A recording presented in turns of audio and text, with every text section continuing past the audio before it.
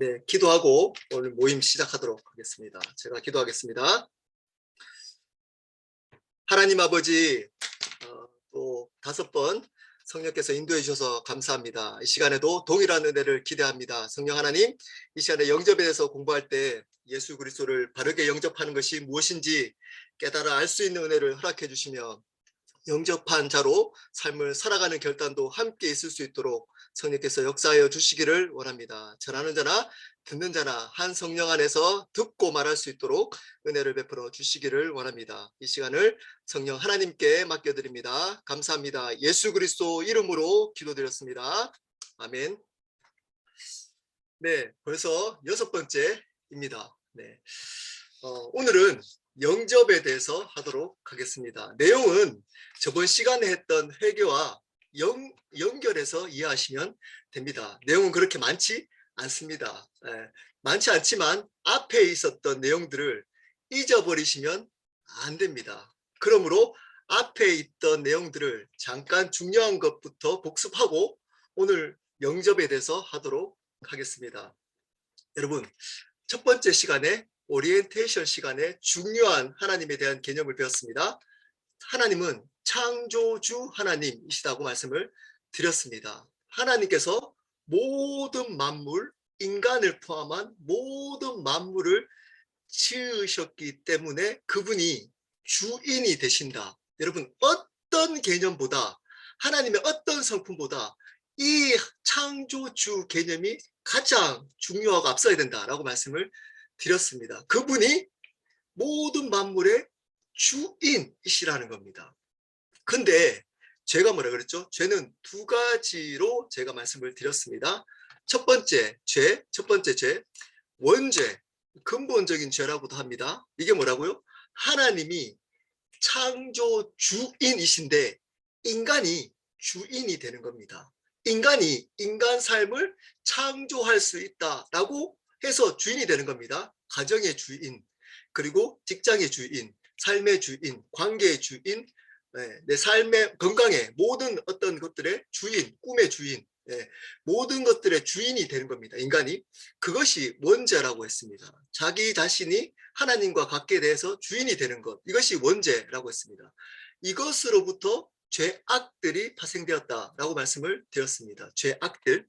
네, 이 도덕적이고 윤리적인 것들도 여기 포함됩니다. 여러분들이 알고 있는 그 죄들. 이 원죄를 회개해야 구원을 받는 겁니다. 그러면 죄악들을 회개하지 않아도 됩니까? 죄악들도 회개를 해야 됩니다. 몸을 씻었으면 발은 몸을 한 번만 씻으면 되고 발은 계속 씻어야 되는 겁니다. 여러분, 죄악들은 계속 회개해야 되는 겁니다. 네, 근데 중요한 것은 죄악들을 회개한다고 해서 구원받는 것이 아니라는 겁니다. 근본적으로 원죄를 회개해야지 구원이 있다는 겁니다. 자기 자신이 주인 되는 겁니다. 근데 이 죄인, 자기 자신이 주인 되는 모습에 2가지의 죄인의 모습이 있다 그랬습니다. 첫 번째는 사회적으로 도덕적으로 인정되지 않는 죄인의 모습입니다. 여러분, 뭐 TV에 나오는 사람들 또는 여러분들이 스스로 죄책감을 가질 때 뭐 그런 죄책감들, 사람들이 보기에 이거는 죄구나 하는 것을 지어서 스스로 죄인이라고 알고 있는 사람들입니다. 또는 사람들이 그 사람들을 손가락질합니다.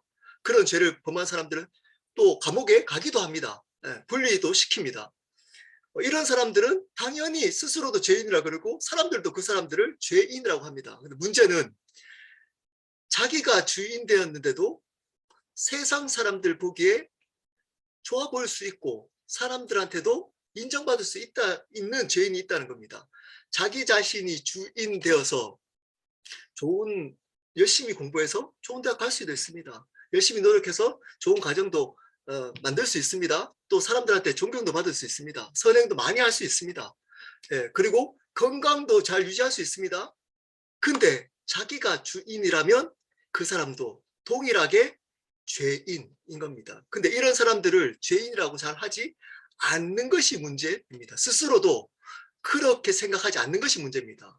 저렇게 생각하는 사회적으로 도덕적으로 지은 죄를 범한 사람들은 손가락질하지만 자기 자신이 다른 사람들보다 낫다, 괜찮아 하는 이 죄, 나는 괜찮아, 저 사람보다는 나는 덜 죄인이야, 이렇게 생각하는 그 자체가 무서운 죄라는 겁니다. 자기의 기준을 자기로 두고 이것을 가지고 평가하는 겁니다. 스스로나 다른 사람들을. 여러분, 이것이 무서운 죄입니다. 무서운 죄입니다. 왜냐하면 가장 근본적인 죄와 밀접한 거기 때문에. 그게 어떤 죄죠? 교만, 자기의입니다. 바리새인과 서기관들이 지었던 죄입니다. 그 사람들은 열심히 노력해서 다른 사람들한테 인정받았습니다. 종교적으로도 신앙적으로도 어쩌면 보기에 빈틈이 없어 보일 정도로 열심히 했을 수도 있습니다. 1회 2번 금식하고 열심히 구제하고 말씀도 암송하고, 그리고 다른 사람들 보기에 거룩한 삶을 살아가고 죄를 가까이 하지도 않고 했을 수도 있습니다. 근데 왜 예수님이 이 사람들을 거절했을까요? 왜 욕했을까요? 이 사람들은 자기의, 즉 자기가 주인되었던 기준으로 자기의로 삶을 살아갔던 심각한 죄인이었기 때문입니다. 여러분, 이 자기가 주인된 죄가 왜 이렇게 심각할까요? 이것은 그겁니다. 하나님 필요 없어입니다. 하나님 필요 없어. 이런 영역에서는 하나님 제가 더 잘 알아요. 필요 없어. 하나님 필요 없어. 여러분 여러 가지 살아왔던 삶을 살아왔던 경험, 지식 이런 것들로 내가 가지고 있는 내 지식, 내 경험, 로 인해서 하나님 필요 없다는 겁니다. 그래서 나중에도 마지막 날에도 하나님이 영원히 필요 없는 곳에 가게 되는 겁니다. 그것이 지옥인 겁니다. 여러분, 이러한 죄인을 하나님이 사랑하셔서 예수 그리스도를 보내셨습니다. 그래서 두 가지를 행하셨다고 말씀하셨습니다. 뭐였죠? 십자가와 부활입니다. 십자가는 단번에 영원히 일어난 사건, 그것을 믿으면 단번에 영원히 구원의 역사가 일어나는 겁니다. 속죄입니다. 대속의 역사인 겁니다. 그분을 구원자, 나의 죄와 그리고 영원한 죽음을 이기신 유일한 구원자라고 믿으면, 십자가 사건을 믿으면 단번에 영원히 구원받습니다. 어떤 분들은 구원의 탈락을 얘기하기도 합니다. 그것도 뭐 이단이라고 하지 않기 때문에 조심스럽습니다. 그렇지만 제 개인적으로는 구원은 탈락하지 않습니다. 그 근거가 에베소서에 잘 나와 있습니다. 1장에 보면 하나님께서 미리 창세전에 정하시고 예수 그리스도를 통해서 구원을 이루어 주시고 그 구원을 성령께서 인치셔서 끝까지 견인, 천국까지 견인 하시기 때문에 성삼위 하나님의 구원은 역사이기 때문에 구원은 온전합니다. 바르게만 구원을 받아들였으면 그 구원은 우리로부터 시작되지 않았기 때문입니다. 우리로부터 시작되지 않았기, 그분으로부터 시작되었기 때문에 그 구원은 온전할 수밖에 없습니다. 자, 이러한 예수 그리스도의 역사, 그 십자가 역사는 두 가지가 이루어졌다고 그랬습니다. 하나님의 은혜와 하나님의 공의가 한 번에 이루어졌습니다. 우리로부터 죄인은 스스로 피를 흘려가지고 구원을 받을 수 없습니다. 그러므로 예수 그리스도가 대신 십자가에 피 흘려주셔서 속죄 제물이 되셔서 우리의 죄를 대신 용서해 주신 대속의 은혜, 우리가 할 수 없는 행위로부터 오지 않는 절대적인 은혜입니다. 그리고 두 번째, 공의가 이루어졌습니다. 하나님은 죄가 있으면 반드시 피 흘림이 있어야 된다고 구약에 정해놓으셨습니다. 그것을 이루신 겁니다. 그러므로 죄를 지으면 용서받지만 반드시 대가 지불이 있습니다. 용서받지만 죄에 대한 대가 지불은 있습니다. 공의가 십자가에 이루어진 겁니다. 그리고 부활은 가장 확실한 증거라고 했습니다. 예수 그리스도가 부활하심으로 십자가의 사건이 확증된 겁니다. 확증된 겁니다. 만약에 예수 그리스도가 부활하지 않으셨으면 십자가 사건은 그저 종교 지도자, 이단 종교 지도자가 자기가 하나님이라고 이야기하고 죽은 사건밖에 되지 않습니다. 근데 그분이, 예수 그리스도가 십자가에 돌아가신 그분이 부활하셨기 때문에 하나님이심을 증명하셨습니다. 그러므로 십자가 사건은 하나님이 우리를 위해서 돌아가신 사건이 된 겁니다. 그러므로 그 사건이 단번에 영원히 이루어진 겁니다. 자, 그분이 부활하셨다. 그것이 증거가 됩니다. 그분이 부활하셨단 말은 그분이 어떤 분이라는 거죠? 하나님이심을 선포한 겁니다. 자, 첫 번째 시간에 했습니다. 하나님은 어떤 분이라 그랬죠? 창조주 하나님이십니다. 그러므로 예수 그리스도가 하나님이 되셨다라는 의미가 뭐라고요? 부활하셨다. 그 안에는 그분이 주인이라는 겁니다. 주인. 그분이 창조주 되시는 하나님이시라는 겁니다. 그것이 회복된 겁니다. 그러므로 구원은, 여러분, 복음은 이 십자가와 부활을 함께 믿어야 하는 겁니다. 예수 그리스도가 나의 죄를 위해서 돌아가신 유일한 구원자, 죄와 사망을 이기신 유일한 구원자이시며 그분이 부활하셔서 주인이 되신 겁니다. 그분을 주인으로 믿는 것. 이것이 복음인 겁니다. 이것이 복음. 자, 그럴 때 이 두 가지 사건의 십자가와 부활이 있었다 그랬습니다. 그 내용이 그것을 믿어야지만 구원이 이루어집니다. 여러분, 믿어야지만 구원이 이루어지기 때문에 우리의 믿음 때문에 구원받았다고 하시면 안 됩니다. 구원은 철저하게 100% 하나님의 은혜입니다. 자, 그러면 믿음이 행위가 아닌가요? 이렇게 물 수 있습니다. 여러분, 믿음은 반응, 물론 행위라고 할 수 있지만 반응일 뿐입니다. 그것을 받아들이는 반응일 뿐입니다. 그것이 어떤 적극적인 행위이기보다는 그것에 대한 반응일 뿐입니다. 자, 이거를 예를 든 적이 있습니다. 밥을 저희 아내가 밥을 해줬습니다. 그러면 밥을 먹는 제가 밥을 다 차려 놓았습니다. 그리고 밥을 먹었습니다. 제가 배부르게 먹고 배가 부르고 난 다음에 이렇게 얘기하면 다음에 밥 못 얻어 먹습니다. 제가 숟가락질, 젓가락질 잘해서 배부르다. 밥 잘 먹었다. 이렇게 얘기하나요? 그렇게 얘기하지 않습니다. 당신 덕에 밥 잘 먹었어. 이렇게 얘기해야죠. 아내 덕분에 밥을 잘 먹었습니다. 이렇게 얘기하는 겁니다. 내 숟가락질, 젓가락질 잘해가지고 밥을 먹었다. 이렇게 얘기하지 않는 겁니다. 똑같습니다. 하나님께서 다 해놓으셨습니다. 구원의 역사를. 그리고 우리는 숟가락을 얹은 겁니다. 근데 그거 숟가락질, 젓가락질 했다고 구원받은 겁니까? 그렇게 표현하면 안 되면 어떻게 받았다 그래야 되죠? 하나님의 은혜로 구원받은 겁니다. 은혜를 통하여 믿음으로 말미암아 은혜가 구원의 가장 본질적인 이유, 근거입니다. 그러므로 우리는 은혜로 구원받은 겁니다. 그러므로 은혜로 살아가야 되는 겁니다. 은혜로 살아가야 되는 겁니다. 은혜 안에 살아가야 되는 겁니다. 자, 그 은혜로 구원받았지만 우리는 그렇지만 숟가락질, 젓가락질 해야지 밥을 먹고 배부르듯이 우리는 그것을 믿음으로 그 은혜를 받아들여야만 구원의 역사가 있습니다. 여러분, 그 믿음은 두 가지, 성경이 말하는 것은 두 가지라고 말씀드렸습니다. 첫 번째는 저번 시간에 했던 회개입니다.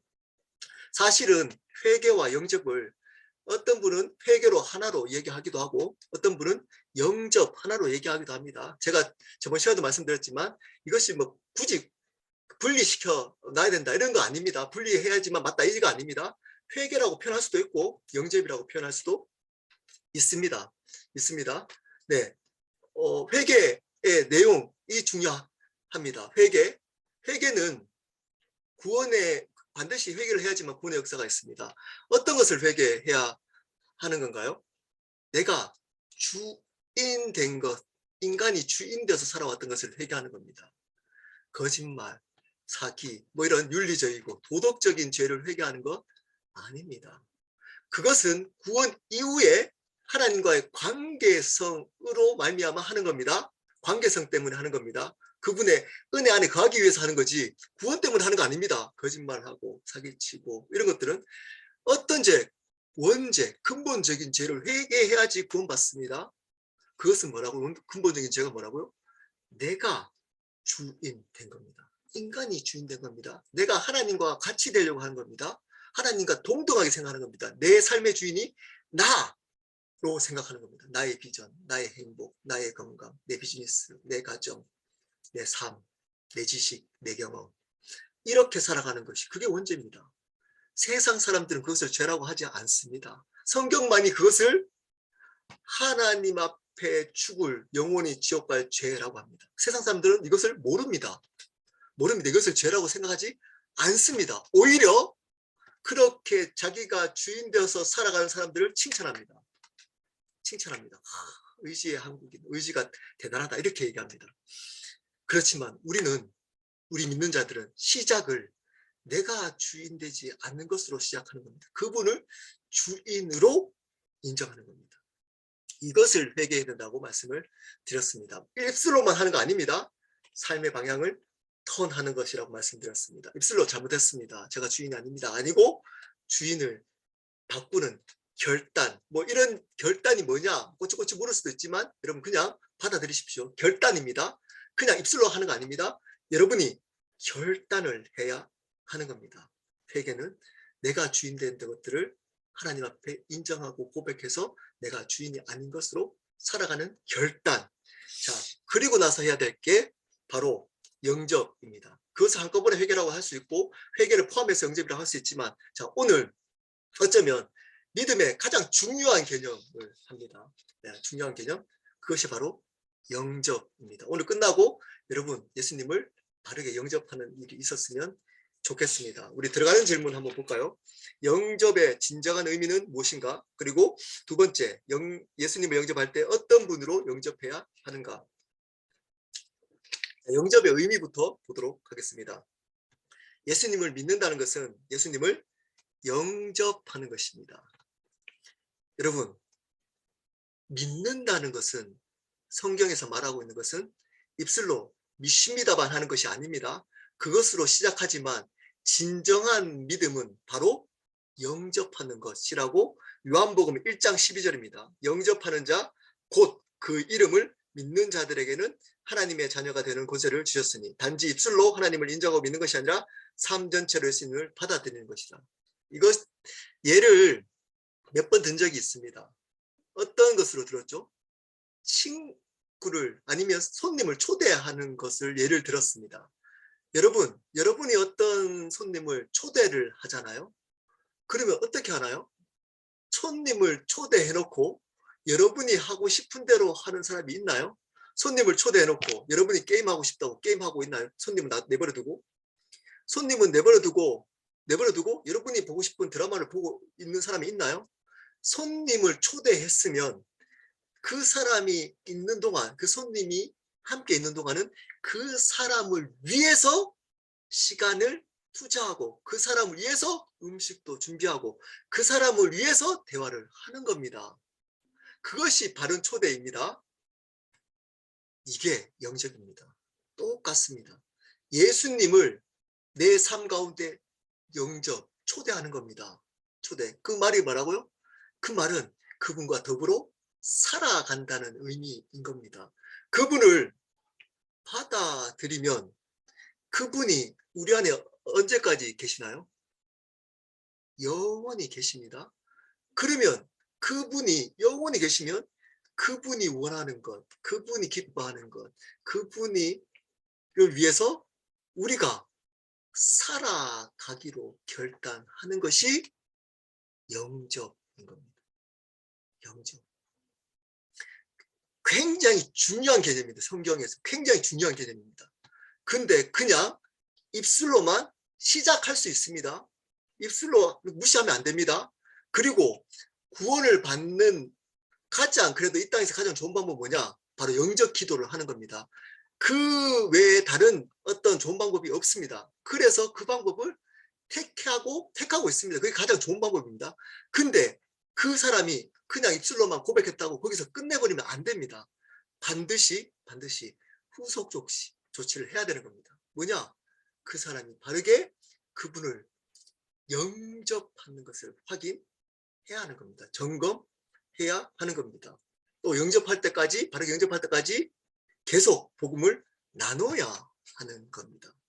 여러분, 영접 중요한 개념입니다. 가장 첫 번째, 그분을 내 삶 가운데 믿는다는 것은 그분을 영접하는 겁니다. 영접은 그 사람을 위해서 나의 삶을 그분을 위해서 살아가는 겁니다. 영접한 그 대상을 위해서. 요한계시록 3장 20절입니다. 볼지어다 내가 문 밖에 서서 두드리오니 누구든지 내 음성을 듣고 문을 열면 내가 그에게로 들어가 그로 더불어 먹고 그는 나로 더불어 먹으리라. 가장 영접에 대해서 잘 나와 있는 구절 중에 하나이기도 합니다. 문 밖에서 예수님이 두드리십니다. 그러면 누구든지입니다. 누구든지. 어떤 죄인이든지 어떤 사람이든지 어떤 사람입니다. 누구든지 내 음성을 첫 번째 듣습니다. 듣습니다. 예수님이 문을 두드립니다. 지금 새로운 삶을 통해서 예수님이 여러분의 마음의 문을 두드리고 있습니다. 자, 그러면 듣습니다. 복음의 내용을 듣습니다. 예수님의 음성을 듣습니다. 하나님의 뜻을 듣습니다. 듣고 어떻게 하라고요? 문을 엽니다. 문을 엽니다. 우리의 마음의 문을 엽니다. 그러면 어떻게 된다고요? 그분이 우리 안에 마음 안에 들어와 더불어 먹고 그는 나로 더불어 먹습니다. 그분을 내 삶에 영접하면 그분은 우리와 함께 살아가게 되는 겁니다. 어떤 분으로? 주인으로 살아가게 되는 겁니다. 여러분 지금도 어쩌면 이 새로운 삶을 통해서 여러분의 마음의 문을 두드리십니다. 그때 어떻게 하라고요? 마음의 문을 여는 겁니다.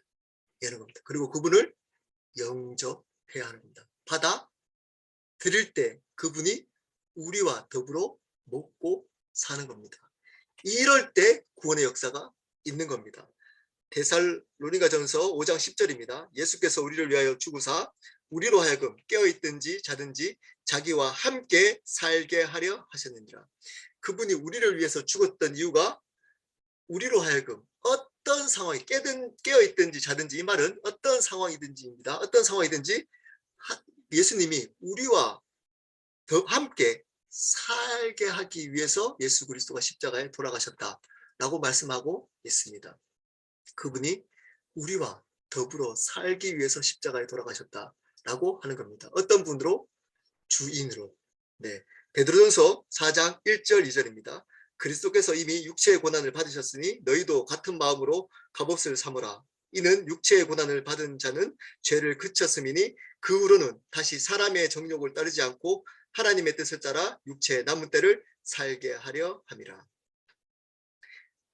하나님의 뜻을 따라 육체의 남은 때를 살게 하려 합니다. 그 후로는 그분을 받아들이고 나서는 영접하고 나서는 다시는 우리가 원하는 정욕대로 우리가 주인 되어서 우리가 하고 싶은 대로 살지 않고 하나님의 뜻, 하나님의 영광을 위해서 우리의 남은 시간, 예수님을 만나고 나서 그 후에 있는 시간을 살게 하기 위함이라는 겁니다. 그분의 뜻을 위해서, 그분의 영광을 위해서 우리의 그 나머지 시간들을 살도록 하는 겁니다. 그분을 바르게 영접하면. 왜냐? 그분을 위해서 살아가는 것이 영접이기 때문입니다. 그분을 주인으로 받아들였기 때문인 겁니다. 자, 고린도후서 5장 15절 17절. 자, 이 말씀을 많은 사람들이 가장 오해하는 말씀입니다. 우리 17절, 5장 17절만 딱 떼어서 많은 사람들이 이 말씀으로 은혜 받습니다. 우리 5장 17절부터 먼저 읽겠습니다. 제가 읽겠습니다. 그런즉 누구든지 그리스도 안에 있으면 새로운 피조물이라. 이제 것은 지나갔으니 보라 새 것이 되었도다. 여러분 이 말씀을 아마 교회에 꽤 다녔던 분들은 많이 들으셨을 겁니다. 여러분 여기서 새로운 피조물이 어떤 피조물입니까? 새 것이 되었답니다. 새 것이 되었다는 것이 지금 딱 이 말씀 들으면 어떤 생각이 드십니까? 또는 이 말씀을 들으셨던 분 있으면 이 새로운 피조물이 어떤 피조물이라고 알고 계십니까? 혹시 이렇게 알고 계시지 않습니까? 옛날에 상처가 많았는데 자신감이 없고 사람들 앞에 가면 말도 잘 못하고 두렵고 뭐 그런 사람이었는데 예수님을 만나고 나서 내가 담대해졌어. 말도 잘하고 사람들 앞에 자신감도 있고 삶에 소심하고 적극적이지 않았는데 더 적극적인 사람으로 삶을 살게 되었어. 이런 사람, 새로운 그전과 다르게 좀 더 나은 사람, 좀 더 세상에서 좀 더 괜찮은 사람, 인정받는 사람, 이런 이게 새로운 피조물이라고 혹시 생각하고 계시지 않으십니까? 물론 이런 것들이 일어나는 결과물로 있을 수 있습니다. 있을 수 있습니다. 근데 이 말씀은 근본적으로 그 의미가 아닙니다. 그 의미가 아닙니다. 어떤 의미일까요? 자, 15절부터 보겠습니다. 15절부터. 그가 모든 사람을 대신하여 죽으심은 살아있는 자들로 하여금 다시는 그들 자신을 위하여 살지 않고 오직 그들을 대신하여 죽었다가 다시 살아나신 이를 위하여 살게 하려 합니다. 이 말씀 있는 자 혹시 아셨나요? 15절 말씀. 16절입니다. 그러므로 우리가 이제부터는 어떤 사람도 육신을 따라 알지 아니하노라. 비록 우리가 그리스도도 육신을 따라 알았으나 이제부터는 그같이 알지 아니하노라. 이제는 그 사람을 육체적으로 판단하지 않겠답니다. 그 사람을 15절에 있는 그 사람이 새로운 피조물인 겁니다. 15절. 새로운 피조물 설명하고 있습니다. 앞에. 어떤 사람이죠? 그들 자신을 위하여 살지 않고 오직 그들을 대신하여 죽었다가 다시 살아나신 이를 위해서 사는 사람. 이 사람이 새로운 피조물입니다. 이 사람이. 여러분, 예수 믿어도 더 성격이 힘들어질 수 있을까요? 없을까요? 있습니다. 있습니다. 세상 사람들 보기에 좀 더 나은 사람처럼 보이지 않을 수도 있을까요? 없을까요? 있습니다. 있어요. 어쩌면 여러분 세상 사람들이 보기에 바보같이 보일 수도 있습니다. 왜 저렇게 살지? 왜 저렇게 살지? 더 옛날보다 더 못해질 수 있다니까요. 옛날보다 더 못해질 수 있다니까. 속으로 이렇게 생각하는 분 계십니까? 아, 괜히 믿었다. 옛날보다 더 잘 되기 위해서 믿었는데 와, 예수 믿는다니까 더 안 될 수도 있다네. 네, 있습니다. 있습니다. 더 못 될 수도 있습니다. 여러분이 살던 것 모습보다 더 인정 못 받을 수 있고 더 못 살 수도 있고 더 건강 안 할 수도 있고 더 힘들 수도 있습니다. 이게 새로운 피조물 아닙니다. 아닙니다. 그렇게 되는 게 아니라 세상적으로 더 좋은 사람 되는 게 새로운 피조물 아니라니까요. 새로운 피조물은 나를 위해서 살지 않고 이제는 예수 그리스도를 위해서만 사는 사람 이겁니다. 그 사람이 자기 것을 포기하고 자기에 있는 것들 내려놓고 어쩌면 고난 가운데 들어갔기 때문에 사람들 보기에 좀 더 힘들어 보일 수 있습니다. 성격적으로 이상해 보일 수도 있습니다. 세상적으로도 인정 못 받을 수 있습니다. 존경 못 받을 수도 있습니다. 근데 하나님 보시기에는 기뻐하는 새로운 피조물인 겁니다. 왜냐? 나를 위해 살지 않고 그분을 위해서 살아가는 사람이기 때문입니다. 이러면 아까 말씀했던 것처럼 속으로 신앙이 없는 분들은 이렇게 생각할 수 있습니다.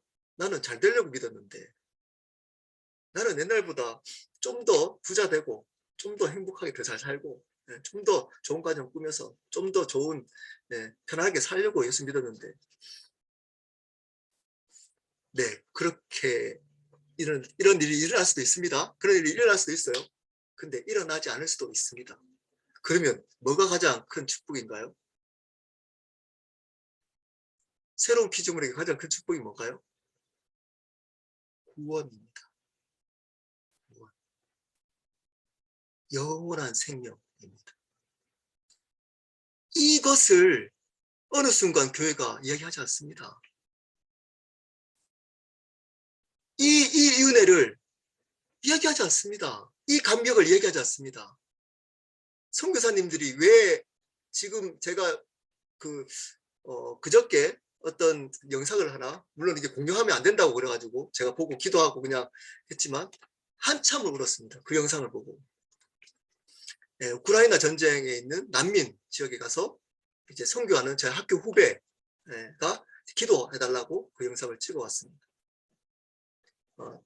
자녀가 4명 있고 4명 있고 이제 그 아내가 있고 그 우크라이나 병사는 이제 전쟁을 하러 갑니다. KBS 뉴스 나왔다 그러더라고요. 근데 갑니다. 그래서 이제 그분이 이제 선교사님이 그 이제 떨어져 있는 가족들을 돌보는 겁니다. 그 사역을 하는데 이분이 말을 잊지를 못합니다. 선교사님이. 그 전쟁터에 나가는 그분을 God bless you 하고 우십니다. 그 영상을 보고. 그분은 제가 지금 그 선교사 있는 후배는 학교 들어올 때 수석으로 들어왔어요. 저 외대 수석으로 들어오고 수석 졸업, 조기 졸업했습니다. 조기 졸업. 잘 될 수 있었던 친구, 너무 똑똑했던 친구입니다. 근데 그렇게 빨리 졸업했던 이유도 선교사 가기 위함이었습니다. 선교사. 아프리카 선교사. 졸업하자마자 선교사를 떠났어요. 선교사로. 지금까지 이제 자녀가 지금 4명, 5명 있으면 선교를 하고 있습니다. 난민들. 네. 이제 그 국경 지역에 있는 난민들 사역을 하고 있습니다. 잘 되지 못했잖아요. 네. 그리고 그때 한국에 잠깐 와가지고도 어색해 하더라고요. 왜냐하면 너무 한국 분들하고 있기가 어려운, 외국 분들하고 있었으니까 어색한 거죠. 그러면 그분들 같이 있는 분들이 그 사람 보고 칭찬할 수 있을까요? 네. 어색하잖아요. 이렇게 해본 적이 없기 때문에. 성격 좋다 이렇게 할 수 있을까요? 오히려 힘들 수 있습니다. 성격이 더. 이 삶이 가치가 없나요? 이 삶이 하나님 말하는 새로운 피조물이랄까요? 새로운 피조물. 나를 위해 살지 않고 남은 나의 생을 예수 그리스도만을 위해서, 그분을 영광을 위해서 사는 것. 이 삶이 새로운 피조물인 겁니다. 이 세상에서 잘 되고 성공하고 이런 것이 새로운 피조물이 아님에도 불구하고 이것을 이렇게 어느 순간 가르치고 알고 있습니다. 더 좋은 사람, 상처가 없는 사람, 회복된 사람. 물론 그 역사가 없다는 거 아닙니다. 그런 역사 하나님이 일으킵니다. 근데 본질이 아니라는 겁니다. 새로운 피조물의 본질, 그 의미가 아니라는 겁니다. 여러분은 새로운 피조물이십니까? 여러분은 새로운 피조물로 살기를 원하십니까? 그러면 그분들이 가지고 있는 이 새로운 피조물이 받는 가장 큰 복이 뭘까요? 하늘의 소망입니다. 하늘의 소망. 이 땅의 소망이 아니고 영원한 하나님 나라의 소망입니다. 그것을 위해서 하루하루 살아가는 기쁨입니다. 그것 때문에 오는 평안입니다. 그것 때문에 오는 영원한 행복. 물론 행복이라는 단어를 쓸 수 있지만 행복은 해프닝이라는 단어로부터 왔잖아요. 우연히 일어난 사건으로부터 오는, 상황으로부터 오는 것이 행복입니다. 근데 이런 사람들에게는 기쁨이 있습니다. 상황으로부터 오지 않습니다. 상황이 어떠하든 기쁨이 있습니다. 평안이 있습니다. 왜냐? 이 땅의 소망이 아니고 영원한 하나님 나라의 소망으로 살아가기 때문에, 그 기쁨과 평안으로 살아가기 때문에 이 사람이 새로운 피조물, 믿는 자입니다. 믿는 자. 이 사람이 대단한 어떤 성숙한 자가 아니고 이게 시작인 겁니다. 이게 시작. 예수 믿는 것이 시작인 겁니다. 나를 위해서 살지 않는 것, 그분을 위해서만 사는 것이 새로운 피조물입니다. 갈라디아서 2장 20절. 그래서 연결되는 겁니다. 고린도 후서 5장 17절과 갈라디아서 2장 20절은 똑같이 바울이 쓴 서신서잖아요. 그래서 똑같은 의미인 겁니다. 내가 그리스도와 함께 십자가에 못 박혔나니 그런즉 이제는 내가 사는 것이 아니요 오직 내 안에 그리스도께서 사시는 것이라. 이제 내가 육체 가운데 사는 것은 나를 사랑하사 나를 위하여 자기 자신을 버리신 하나님의 아들을 믿는 믿음 안에서 사는 것이라. 여러분, 이 말씀이 설레지 않습니까? 아무런 감동이 없습니까? 다시 읽겠습니다. 내가 그리스도와 함께 십자가에 못 박혔나니 그런즉 이제는 내가 사는 것이 아니요 오직 내 안에 그리스도께서 사시는 것이라. 이제 내가 육체 가운데 사는 것은 나를 사랑하사 자기 자신을 버리신 하나님의 아들을 믿는 믿음 안에서 사는 것이라. 내가 사는 것이 아니라는 겁니다. 나는 그분과 함께 십자가에 못 박혔습니다. 내가 주인 되었던 것이 끝난 겁니다. 내가 주인 된 것이 십자가에 박혀서 죽었습니다. 여러분은 여러분의 기쁨, 여러분이 추구하는 꿈, 여러분의 행복, 욕망, 이것이 십자가에 죽은 사람인 겁니다. 이것을 믿는 믿음 안에, 그래서 이제 내가 나의 꿈, 나의 비전, 나의 행복, 이것으로 사는 것이 아니고 그분 예수 그리스도가 나의 주님으로 그분의 영광을 위해서 하루하루 살아가는 그 새로운 피조물, 이것이 영접하는 사람, 믿는 사람인 겁니다. 그냥 주일날 예배만 드리고, 예배뿐만 아니라 열심히 또 예배 드리고도 하고 또 헌금도 하고 봉사도 하고 여러 가지 뭐 성경부 참석하고 그래 놓고 월요일날 살아가는데 내가 하고 싶은 것 내 방식대로 이 세상에 있는 죄 다 범하면서 내가 하고 싶은 방식대로 살아가는 그 사람은 그리스도인이 아닙니다. 아닙니다. 월요일부터 토요일까지 자기가 주인 되어서 자기가 원하는 대로 자기 방식대로 자기의 꿈과 자기의 비전과 자기가 이루고자 하는 것들을 이루어가면서 살아가는 그 사람은 주인이 자신이기 때문에 그리스도인이 아닌 겁니다. 영접은 그분을 위해서 살아가는 결단이기 때문입니다. 믿는 것은 영접하는 것이고 영접은 그분을 위해서 내가 죽어 그분을 위해서 살아가는 것이기 때문에 그 결단을 한 사람이 믿는 사람이기 때문입니다. 그러므로 여러분 교회에 종교인이 있을 수 있다는 겁니다. 어쩌면 많을 수 있습니다. 많을 수 있습니다. 여러분은 예수님을 영접하셨습니까? 하셨습니까? 다른 말로 물어보겠습니다. 주인이 여러분 아닙니까? 이제껏 여러분 꿈, 여러분의 삶만 기도하지 않았습니까? 혹시 이뤄달라고? 여러분을 향한 하나님의 계획, 하나님의 뜻 구하고 기도해 본 적 있으십니까? 있으십니까? 그것을 순종해 본 적 있으십니까? 없으시다면 여러분은 그리스도인이 아닌 겁니다. 아닌 겁니다. 빌립보서 1장 20절 21절 제가 제일 좋아하는 말씀이기도 하고 제가 군대에 서 있을 때 이 말씀 붙들고 2년을 버텼습니다.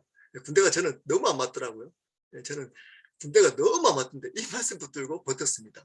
읽겠습니다. 나의 간절한 기대와 소망을 따라 아무 일에든지 부끄러워하지 아니하고 지금도 전과 같이 온전히 담대하여 살든지 죽든지 내 몸에서 그리스도가 존귀하게 되게 하려 하나니.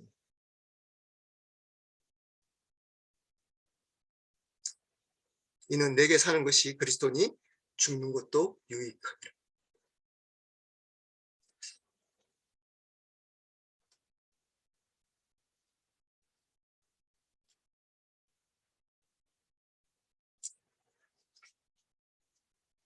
죄송합니다. 잠깐만요. 네. 바울이 이렇게 얘기합니다. 바울이 나의 간절한 기대와 소망을 따라 아무 일에든지 부끄러워하지 아니하고 부끄러워하지 않는답니다. 자기의 삶을 부끄러워하지 않는답니다. 다른 사람들이 어쩌면 왜 이런 얘기 했을까요? 어쩌면 부끄러울 수 있는 삶이 있기 때문에 바울이 이렇게 얘기한 겁니다. 다른 사람들이 보기에 야, 너 왜 그렇게 살아? 바보 아니냐? 야, 부끄러워. 이렇게 할 수 있기 때문에 한 거일 겁니다. 지금부터 멋있는 고백이 나옵니다. 지금도 전과 같이 바울의 삶이 보입니다. 과거에도 그렇게 살았다는 겁니다. 전과 같이 온전히 담대하답니다. 그냥 담대한 게 아니고 완벽하게, 여기 온전히 완벽하게 당당하답니다. 전에도 그랬고 지금도 그렇답니다. 그리고 살든지 죽든지 내 몸에서 그리스도가 존귀하게 되게 하려 하나니, 내가 어떤 모습에 있든지 간에 그리스도만 존귀케 되면 된다는 겁니다. 그 이유를 얘기합니다. 이는 내게 사는 것이 그리스도이니 죽는 것도 유익합니다. 내 죽음이 유익하다면, 그 죽음을 통해서 그리스도가 드러날 수 있다면 죽을 수 있다는 겁니다. 이게 바울 고백입니다. 고백. 이게 바울의 고백인가요? 믿는 자의 당연한 고백입니다. 믿는 자의 당연한 고백입니다. 전과 같이 온전히 담대하여 살든지 죽든지 내 몸에서 그리스도가 존귀케 되면 되는 겁니다. 여러분이 사람들 보기에 비천한 모습이 있든지 간에 바울처럼 네, 다른 사람보다 학벌이 떨어져도, 돈이 없어도, 가정 배경이 좋지 않아도, 건강이 나빠도, 말을 좀 못하도, 외모가 좀 떨어져도, 능력이 없어도, 여러분 그 속에 그리스도가 존귀케 되면 되는 겁니다. 되는 겁니다. 그것이 잘 되는 것이 새로운 피조물이 아니고, 이 세상에서 내가 크거나 잘 되어서 하나님 영광 돌린 것 아닙니다. 속지 마십시오. 아닙니다. 비즈니스 잘 돼서 하나님 영광 돌린 거 아닙니다. 여러분이 건강해져서 영광 돌린 거 아닙니다. 잘 돼서 성공해서 영광 돌린 거 아닙니다. 좋은 대학 가서, 좋은 직장 가서, 돈 많이 벌어서 비즈니스 성공해서 영광 돌린 거 아닙니다. 영광은 죽든지 살든지 간에 내 몸에서 그리스도가 존귀케 될 때 영광이 되는 겁니다. 내가 힘들고 부족하고 연약하고 사람들 보기에 아무런 가치 없어 보여도, 이런 나를 사랑하신 예수 그리스도를 드러내고 그분의 은혜를 고백한다면 그 사람은 하나님께 영광 돌리는 새로운 피조물입니다. 근데 어떻게 속이나요? 잘 되라 그러잖아요, 여러분. 잘 돼. 네, 그러면서 이렇게 얘기하잖아요. 잘 되는 사람들 간증하거나 하시면서, 그거 다 부정하는 거 아닙니다. 그렇게 해서 간증해서 은혜이기도 합니다. 근데 그게 본질적인 은혜가 아니기 때문에 제가 조금 힘든 겁니다. 여러분, 성공한 사람들 와서 교회에 간증하잖아요. 특히 큰 교회 와서 간증을 하잖아요. 그러면 성공하지 않는 힘든 사람들 어떻게 생각할까요? 성공한 사람들 돼야지 하나님께 영광 돌리는 거기 때문에, 영광 돌리기 위해서 성공해야 되는구나 라고 생각할 수 있습니다. 제 같은 조그만 교회 목사, 동네 구석에 있는 작은 교회 목사는 큰 교회 와서 목사님들 세미나를 하시더라고요. 하시면 제가 의무인 될 때 몇 가지가 있었습니다. 그분들이 이제 세미나를 하시면 부흥을 됐던 이유를 얘기를 하십니다. 그러면 이제 기도를, 하나님께서, 우리는 아무것도 하지 않고 정말 기도하니까 하나님께서 이런 은혜를 주셨습니다. 이렇게 얘기를 하셨습니다. 그래서 속으로 제가 생각했습니다. 기도는 저렇게 바쁜 목사님보다 시간이 없는 개척교회 목사님이 훨씬 많이 하는데, 기도는 그렇거든요. 저는 하루에 3번씩 운동하면서 기도하거든요. 시간이 많아가지고 기도 많이 해요. 근데 저희 교회는 이렇게 크게 이렇게 막 2,000명, 제가 2,000명 교회 목사 한다고 막 와이프한테 큰 소리 쳤는데 안 주시더라고요. 그러니까 그런 것들이 아니고, 하나님은 그냥 그 은혜 맞도록 주시는 겁니다. 어쩌면 우리와 우리가 그렇게 크게 그분 큰 교회 목사님들은 큰 교회 목사님대로 영광 돌리시면 되고 저희가 캐치 작은 교회 목사는 작은 교회 목사대로 영광 돌릴 수 있는 겁니다. 크고 적기 때문에 영광 크게 돌리고 적게 돌리는 거 아닙니다. 큰 교회 목사님은 더 크게 영광 돌리고 작은 교회 목사님은 적게 영광 돌리고 아니라니까요. 아니에요. 그게 큰 비즈니스 하시는 분들은 하나님께 크게 영광 돌리고 적게 이제 비즈니스 하시는 분들 적게 영광 돌리나요? 사회에서 이름 있는 사람들은 큰 영광을 돌리고 하나님께 적은 사람들은 적은 영광을 돌리나요? 제가 어떤 분하고 그분 안 들으실 것 같아가지고 얘기를 합니다. 어떤 분하고 대판 제가 이렇게 화를 낸 적이 있습니다. 그게 어떤 거였냐면 이제 그 자녀 얘기를 제 딸 얘기를 하면서 자녀 얘기를 하면서 제 딸을 이제 방학 되면 저희는 이제 성경 공부하고 말씀 공부하고 3개월 그렇게 보냅니다. 학원에 보내지 않고. 근데 제 딸이 저희 엄마 닮아가지고 좀 똑똑해요. 그러다 보니까 이 똑똑한 아이를 그냥 방치한다는 거죠. 그 이제 자매분이 이 자매도 아버님 목사님이시고 여기서 박사과정 하고 계시는 교육학 박사과정 하고 자녀에 대한 교육열도 높으신 분입니다. 그러면서 이렇게 얘기하더라고요. 그러다가 평강이가 정말 좋은 데는 못 가가지고 하나님께 영광이 안 되면 어떡하냐는 거예요. 그래서 제가 웃었습니다. 아니 좋은 대학 안 가면 하나님께 영광이 안 되네. 그래서 제가 이렇게 웃으면서 얘기하니까 이분이 이제 더 정당하게 얘기하는 거죠. 솔직히 얘기해 보십시오, 목사님. 만약에 평강이가 청소부를 한다 그런다면 청소부, 청소부를 한다 그러면 하나님께 영광 돌릴 수가 있겠냐는 거죠. 평강이같이 똑똑한 사람들 변호사하고 이렇게 뭐 의사도 하고 이런 사람의 영광을 돌려야지 좋은 데 가서 아니 청소부 해가지고 어떻게 하나님 영광 가려지지 않겠냐고 그러면 이런 갑자기 화가 났습니다. 와이프가 제 성격을 알고 제 손을 잡았습니다. 참으라고. 근데 도저히 못 참겠더라고. 그래서 제가 그랬습니다. 아니 괜찮습니다. 청소부가 하나님께 영광 못 돌리나요? 아니 청소부가 하나님께 영광을 못 돌리 아니 변호사가 판사만 하나님께 영광 돌리고 청소부가 하나님 왜 영광을 못 돌리나요? 평강이 청소부에도 아무 상관없습니다. 제 관심은 평강의 주인이 누구냐인 겁니다. 평강이 어떤 상황 속에 평강의 주인이 누구냐에 관심이 있습니다. 평강한테 강조하는 얘기입니다. 강조하는 얘기. 여러분 부모들이 자녀들을 어떻게 대하느냐를 보면 정확하게 알 수 있습니다. 그 부모의 신앙을 무엇을 추구하는지 말은 하나님의 영광 그렇지만 실질적으로 자녀들에 대해서는 그렇지 않는 경우들이 꽤 많습니다. 실제로 이 세상의 성공으로 하나님께 영광을 돌리라 그러고 여러분은 하나님께 영광을 돌리는 새로운 피조물이십니까? 다시 말하면 예수님을 믿고 계십니까? 예수님을 영접하셨습니까?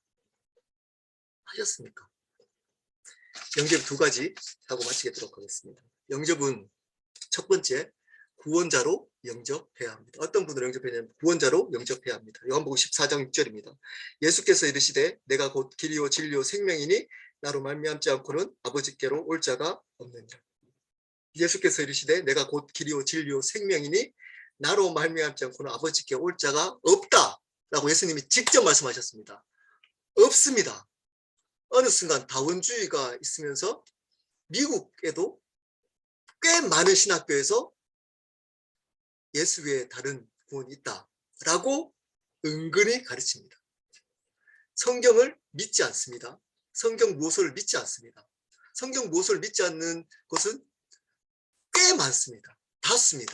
다수고 그리고 구원도 예수 외에 다른 것이 있을 수 있다라고 이야기하는 목사들, 신학자들이 꽤 있습니다. 예수님이 직접 말씀하셨습니다.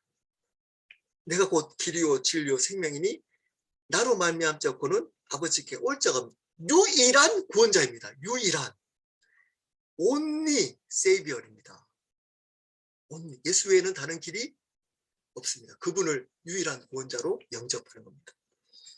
사도행전 4장 12절입니다. 다른 이로서는 구원을 받을 수 없나니 천하 사람 중에 구원을 받을 만한 다른 이름을 우리에게 주신 일이 없음이라 하였더라. 하나님이 주신 일이 없는데 인간이 스스로 있다고 있었으면 좋겠잖아요. 너무 이제 독단적으로 보이잖아요.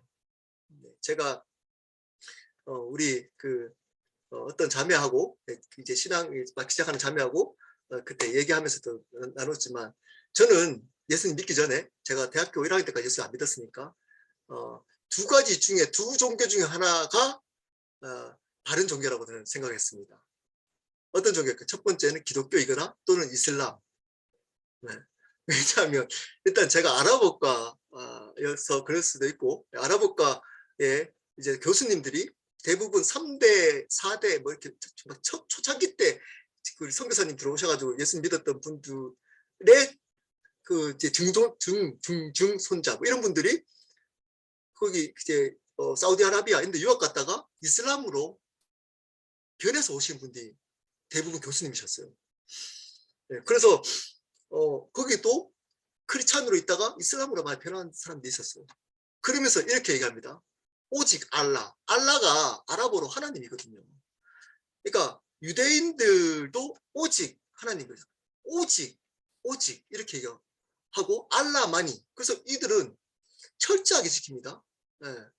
네, 라마단 기간에는 커튼 치고 수업해요. 아니면 커튼 못 치면 선글라스 끼고 와요. 네, 기도한다고. 네, 그리고 하다가 화장실 가서 기도하고 와요. 네, 철저하게 신앙을 지켜요. 보면서 제가 생각했습니다. 저게 진짜 할 수 있다. 왜냐? 다른 사람 다 욕하고 있잖아요. 다. 그래서 저 사람이 진짜 할 수 있다. 두 번째, 약간 또라이 같은 크리스찬들이 있더라고요. 네, 보면 진짜 하여튼 또라이 같은 예수 믿으라고 그러고 막 전도하고 다니고. 네. 우리 또 성교사님 계신데 CCC 전도 엄청 많이 하고 앉아있으면 이렇게 앉아있으면 예, 전도를 줍니다. 예, 잠깐 얘기하자고. 하나님이 당신을 위한 계획을 가지고 계십니다. 이러면서 엄청 짜증났거든요. 근데 속으로 어떻게 생각하냐면 저게 진짜 저렇게 바보짓을 하면 저 사람이 진짜 할 수 있다? 라는 생각이 들었습니다. 그 이유가 뭘까요?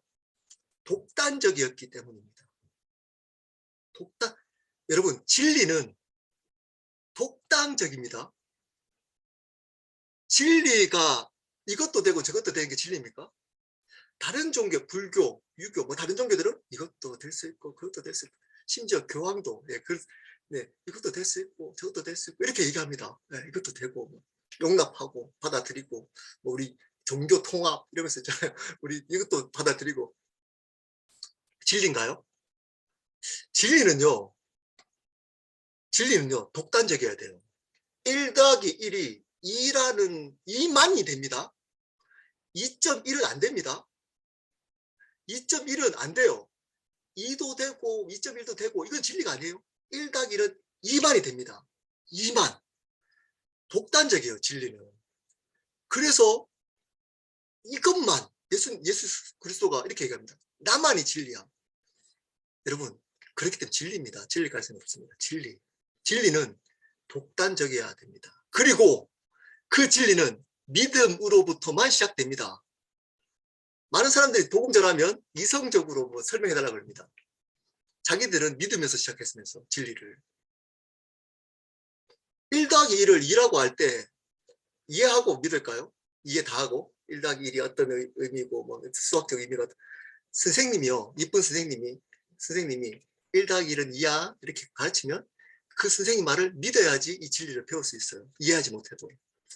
내가 부모의 자식이라 저 부모님이 내 부모님이야 라고 하는 그 진리도 믿음부터 시작됩니다. 같이 살기 때문에 같이 가짜라도 주워와도 같이 살 수 있어요. 사진? 그 사진이 여러분인 거 어떻게 알아요? 그 사진이 여러분인 거 어떻게 알아요? 믿었잖아요. 엄마가 얘기하잖아요. 이 사진 어릴 때 찍은 사진이야. 그러면 그 말을 믿잖아요. 믿을 때 엄마가 내가 그 엄마의 자녀라는 것을 이라는 진리가 받아들여지는 겁니다. 모든 논리는 사실은 진리로부터 시작돼. 그 진리는 믿음으로부터 시작됩니다. 근데 희한하게 하나님은 얘기하면 이성적으로 가시달라는 겁니다. 믿지 않고, 믿지 않고 설명해 달라고 얘기해요. 여러분, 예수 믿으십시오. 영접하십시오. 그리고 독단적인 그분이 진리입니다. 그분을 유일한 구원자로 믿어야 됩니다. 첫 번째 영접하는 겁니다. 유일한 구원자로 믿어야 되는 겁니다. 영접해야 하는 겁니다. 그래야지 그 진리가 경험될 수 있습니다. 믿을 때. 그 진리가 믿을 때 경험될 수 있는 겁니다.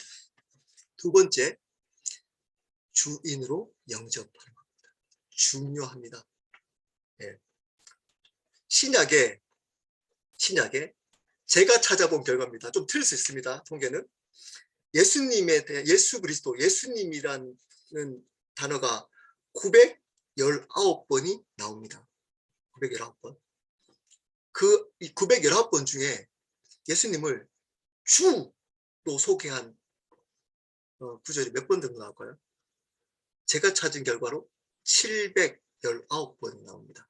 719번. 그 말은 예수님이 주인으로 소개하는 것이 80%라는 겁니다. 80%. 믿으라고 할 때도 주님으로 믿으라고 하는 것이 대부분입니다. 구원자로만 믿으면 안 된다는 겁니다. 구원자로만 믿으면, 물론 구원자로 믿으면서 그분을 성령께서 주인으로 믿게 하시는 분도 있을 수 있습니다. 그렇지만 이것에 대해서 강조하는 이유가 있습니다. 어느 순간 한국이 구원파 복음으로 구원만 강조하고 삶의 이야기가 삶이 안 변하는 복음의 이야기를 합니다. 안 변할 수밖에 없죠. 왜냐? 그분을 구원자로만 믿기 때문입니다. 구원자로. 나를 천국으로 보내주는 구원자로만. 여러분, 그분은 우리의 죄와 사망을 이기신 유일한 구원자이자 Lord, 주인입니다. 주인입니다. 이것을 믿어 십자가와 부활을 함께 믿어야 하는 겁니다. 함께. 로마서 14장 7절 9절입니다. 7절 9절. 우리 중에 누구든지 자기를 위하여 사는 자가 없고 자기를 위하여 죽는 자도 없도다. 우리가 살아도 주를 위하여 살고 죽어도 주를 위하여 죽나니 그러므로 사나 죽으나 우리가 주의 것이로다. 이를 위하여 그리스도께서 죽었다가 다시 살아나셨으니 곧 죽은 자와 산 자의 주가 되려 하십니다. 우리 중에 누구든지 자기를 위해 사는 사람이 없답니다. 이렇게 요즘 교회에서 얘기하면 웃을 수 있습니다. 네.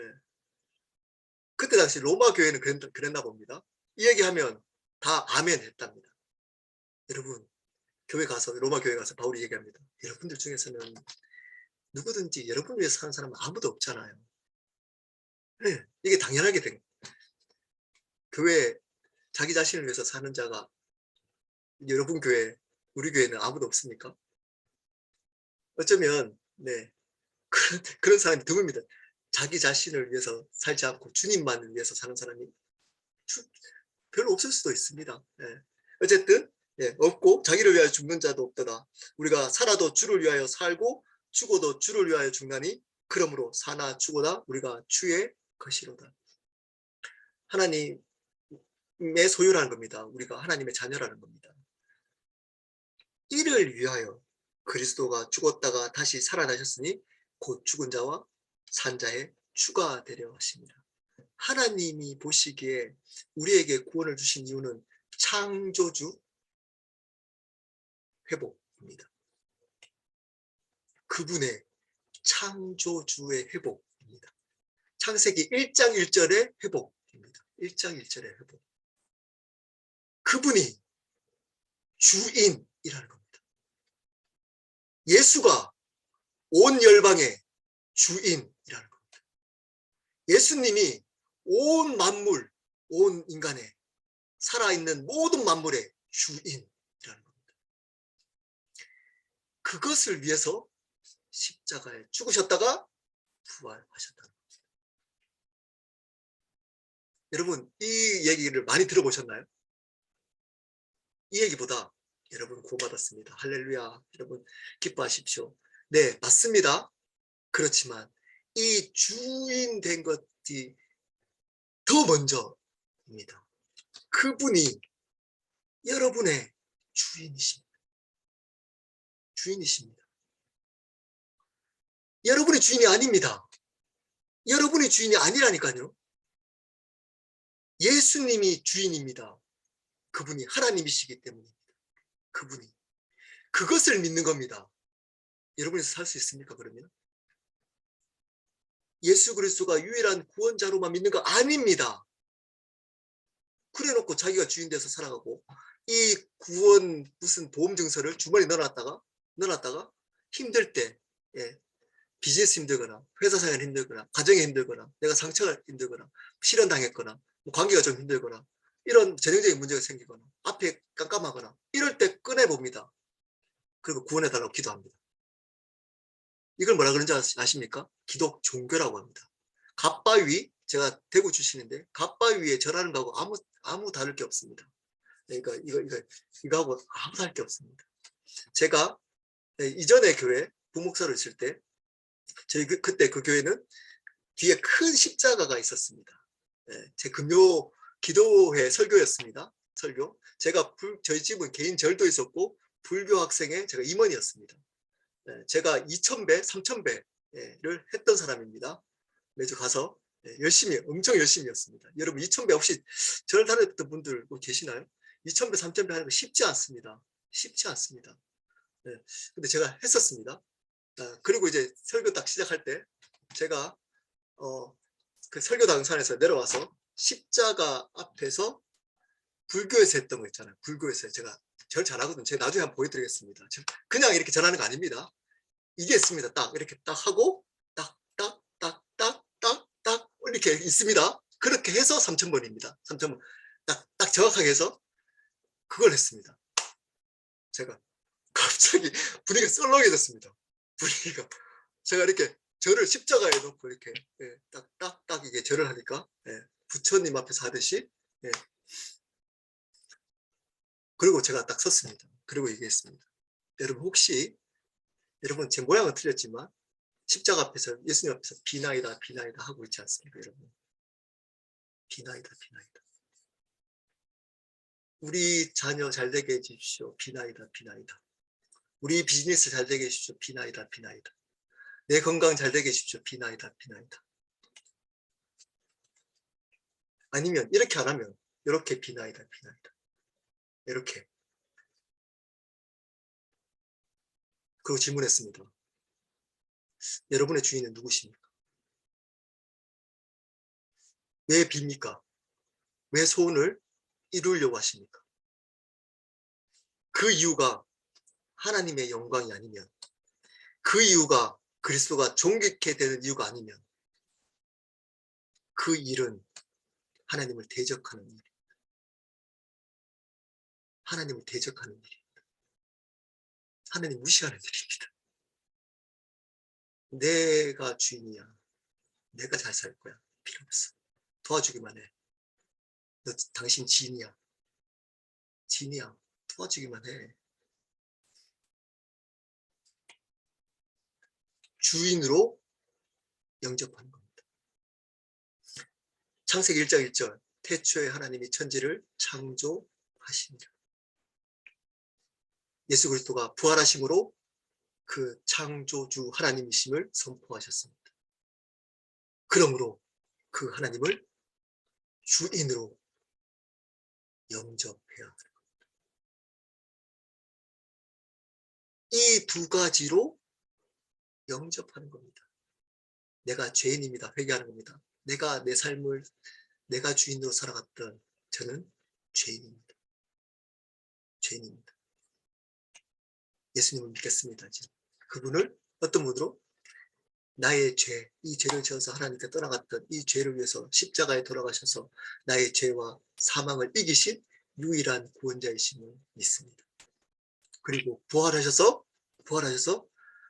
나의 주인이심을 믿습니다. 이것이 구원입니다. 복음입니다. 복음. 근데 반쪽짜리 복음이 판치고 있습니다. 네. 자기가 주인 된 사서 내 교회에서 이런데 어떠냐. 내 교회. 한국 교회가 무너졌습니다. 죄송합니다. 무너져 버렸습니다. 죄송하지만 말만 하지 말고 사실은 저희는 기도해야 됩니다. 조심스럽지만 제가 이런 비판적인 얘기를 또 한국 목사님도 계셔가지고 제가 조심스럽게 네 어쨌든 그렇습니다. 제가 생각합니다. 왜냐 내 교회 내 기득권이라고 하죠. 좀 나쁘게 하면 그것을 유지하는 데 도움이 된다면 하나님도 필요 없습니다. 하나님 필요 없습니다. 하나님 보이지 않습니다. 그냥 내가 하나님, 교회가 하나님입니다. 목사가 하나님. 그렇게 되는 순간부터 하나님을 대적하는 겁니다. 대적. 복음의 능력은 사라지고 거기에는 저주가 임하는 겁니다. 그러는 삶을 살지 마셔야 됩니다. 여러분. 어쩌면 여기에 있는 분들 중에 오랫동안 교회 다니시는 분도 계시고 많은 일도 했던 분도 계실 수 있습니다. 처음 신앙을 시작하는 분도 있을 겁니다. 네, 좀 처음 신앙을 시작하시는 분들 축복합니다. 예수 그리스도 이름으로. 이렇게 시작하십시오. 여러분이 주인이 아닌 걸로 시작하십시오. 예수님을 구원자이자 주인으로 영접하시고 신앙을 시작하십시오. 여러분 십자가에 못 박으시고 예수 그리스도만 영광을 위해서 사는 그 믿음으로 시작하십시오. 그러면 어떤 일이 있냐? 더 부자 되지 않을 수도 있습니다. 네. 부자 안 될 수도 있다. 건강 더 좋아지지 여러분 운동하셔야지 건강해집니다. 네. 운동하시고 음식 잘 드셔야지 건강해지시는 겁니다. 네. 그리고 돈 열심히 노력하셔야지 돈 벌 수 있는 겁니다. 열심히 노력하시면 됩니다. 네. 그거 죄송하지만 너무 그것만 기도하지 마십시오. 그거보다 더 중요하게 있지 않습니까? 네. 뭐냐? 예수 그리스도가 내 삶에 종기 있게 되는 것. 내 삶 전체를 통해서 예수 그리스도가 드러나는 것.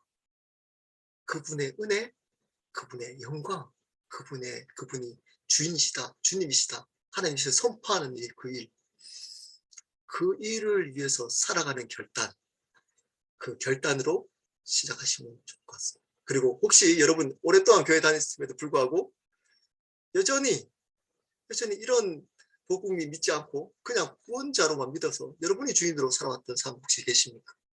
여전히 여러분 결단하십시오. 그분을 주님으로 주님의 영광을 위해서 살기로 결단하시고 예수님을 구원자이자 주님으로 영접하시길 바랍니다. 우리 이 시간에 함께 기도하는 시간을 가졌으면 좋겠습니다.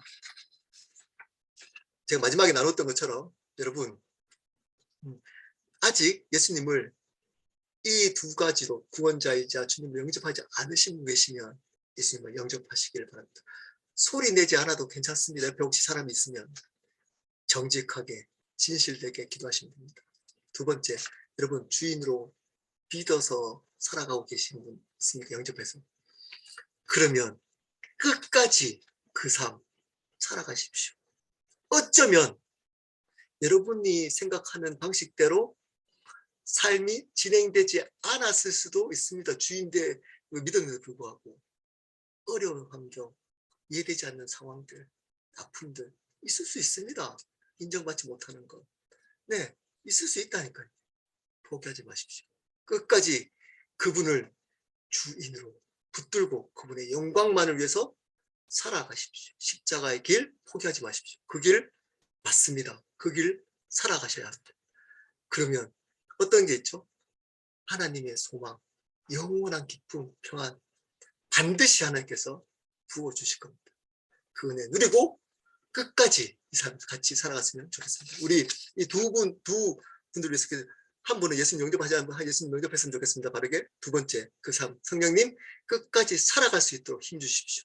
제가 하나님 의지하고 하나님 은혜 붙들고 이 삶 끝까지 살 수 있도록 우리 함께 기도하고 제가 마친 기도하고 마치도록 하겠습니다. 우리 함께 기도하도록 하겠습니다. 기도하시겠습니다.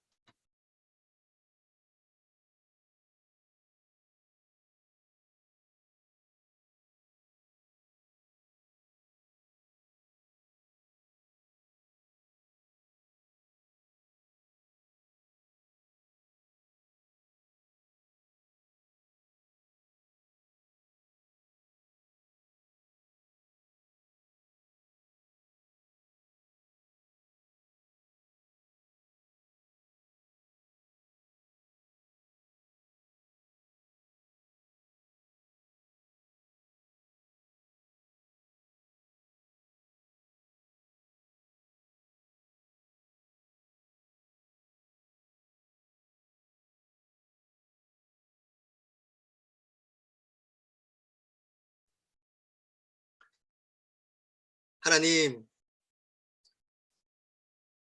저희는 우리가 주인 되어서 살아왔던 죄인입니다.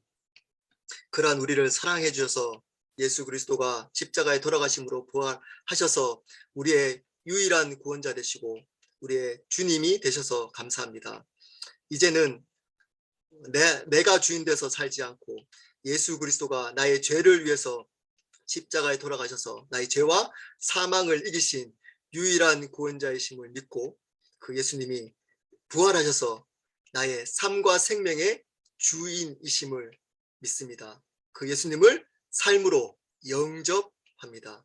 그래서 하나님, 앞으로 삶 속에 내가 주인 되지 않고 예수 그리스도가 주인 되어서 예수님의 영광, 예수님을 존귀케 하는 그 삶을 살아 드릴 수 있도록 은혜를 베풀어 주시기를 원합니다.